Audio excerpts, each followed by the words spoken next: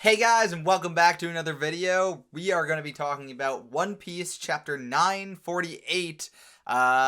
It was a pretty good chapter if you ask me. So, we start off with Luffy. He's basically continuing his training. He's in prison and he's training.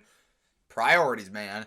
And he's using the opportunity now that he has, without Big Mom around, without Queen around, basically everybody else is manageable for him. If he really wanted to get out of this prison, he really could. But he's using this opportunity to further his training and with the new armament hockey that he's learning, or the advanced armament hockey.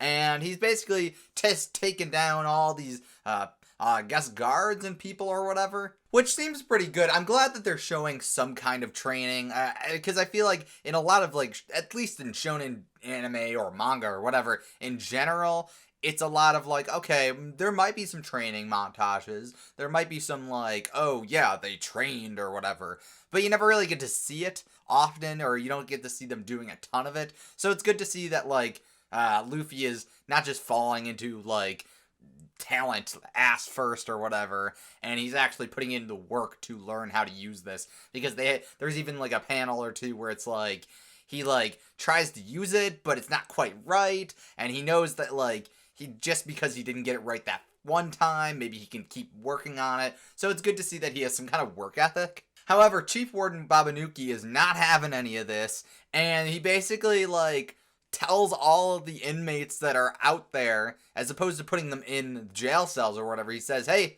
everybody, go get Luffy, take him down.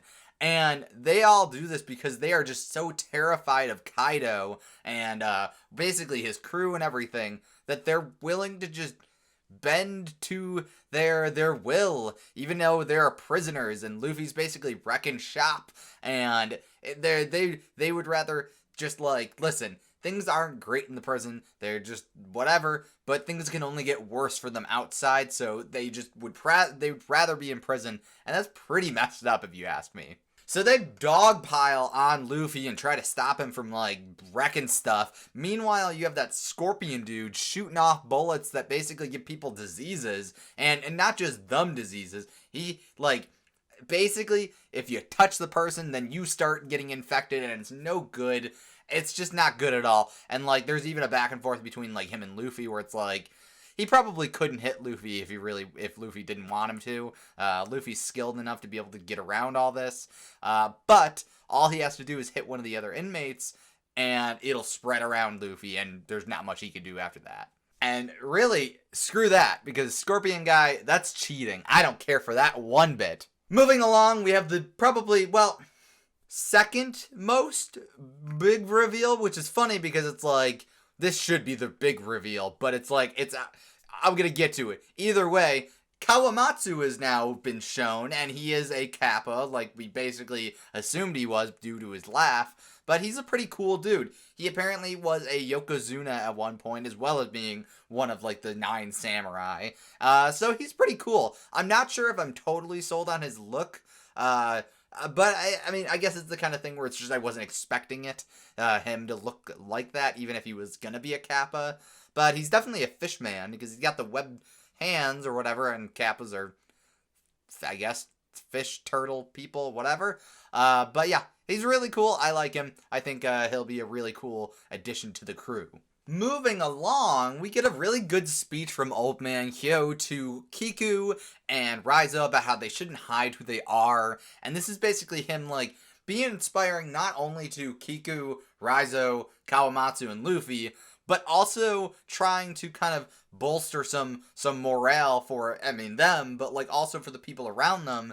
And he basically says, yo, listen, if they know you're here, if they know that, like, we're back and we're, like, getting ready for a fight, they might get inspired and maybe fight back themselves. So I really like that. I like the dynamic of him being kind of like the wise old man that's like, now that Odin's gone, he's kind of rallying the troops as far as, like, the lower people, I guess, like, as far as, like, being kind of a wise person to look to. So basically, we get Raizo gearing up. He's got, like, a blade in his mouth. We get Kiku gearing up.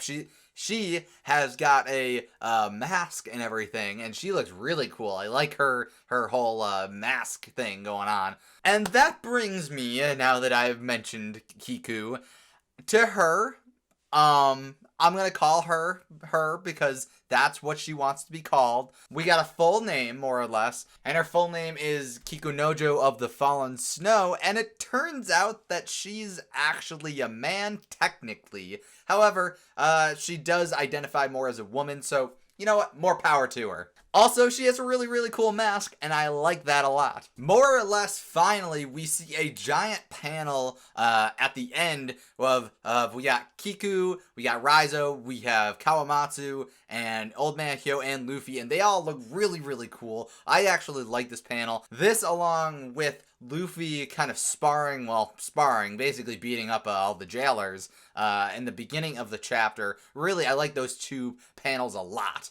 In addition to that, it seems like Babanuki maybe, like, had heard some stuff going on with, like, Orochi and Kaido, and, like, he questions, or at least somebody questions, who Luffy Taro is, since he's teamed up with Kawamatsu, Kiku, Old Man Hyo, and Raizo. So, clearly everything's kind of falling into place where everybody's starting to question who is this guy? He's super strong, he's kind of had an attitude this entire time, and he's friends with, like, all of these legendary characters. Something's up with him. And poor Chopper, because he's there, and he's like, hey, I'm getting ready to fight, or whatever. He was with Kiku the entire time, and nobody really seems to care about him. They just don't know who he is, I guess. Well... And finally, one last thing that I think is really kind of selling me on Kiku even more than...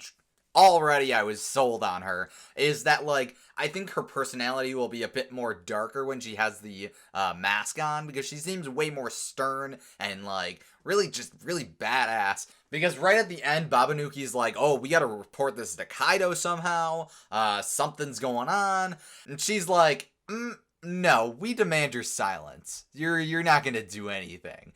And there's just, like, this really cool panel of her right in the last page of her wearing her mask and her saying that she demands silence, and it's really cool. But yeah, that's basically the entire chapter. It's another action-packed chapter. I feel like the last, like, few chapters have been, like, just, like, action, so they've been feeling a little short. This one had a little more text in it than the last couple at the very least. But overall, I really enjoyed this chapter. I'm kind of weirded out by Kawamatsu's look. I'm not sure how I feel about it. I think he's cool, but I'm not sure how I feel about the, like, little, like, beak thing. I guess that's just what Kappas look like. And then Kiku being a guy, technically, but also, again, identifying as a woman, so I will keep calling her her. You know what? It's cool. I gotta give props to Oda. It's always really nice to have these, like, artists and just mangaka and, like, creators of all kind be super inclusive and have characters of all kind and not just, like, pigeonhole them into different tropes or whatever. Like, she is super badass, so it's, like, really cool to see that be a character. Well, that's it for this chapter. We are off next week as far as One Piece is concerned. I wonder where we're gonna go next. I can honestly see this being a, like, jumping point where we jump back to somebody else doing stuff, because clearly we're not gonna see Big Mom for a little bit, I think. And Luffy and his whole crew in the prison are about to throw down. So maybe Oda will use this moment to be like, hey, you want to see what Luffy and his people are doing? Nope, we're gonna go back and we're gonna go see what maybe Sanji and Zoro are doing, which would be pretty cool, honestly, in my opinion. Well, anyway, that's it for me. Let me know what you guys thought down below in the comment section about this chapter. I enjoyed it personally, and if you enjoyed this video, make sure to leave a like. I would greatly appreciate it. And if you want to see more from me, make sure to subscribe and ring the bell if you have not already, so that way you'll get all the notifications when I upload. I will see you guys in another video. So long!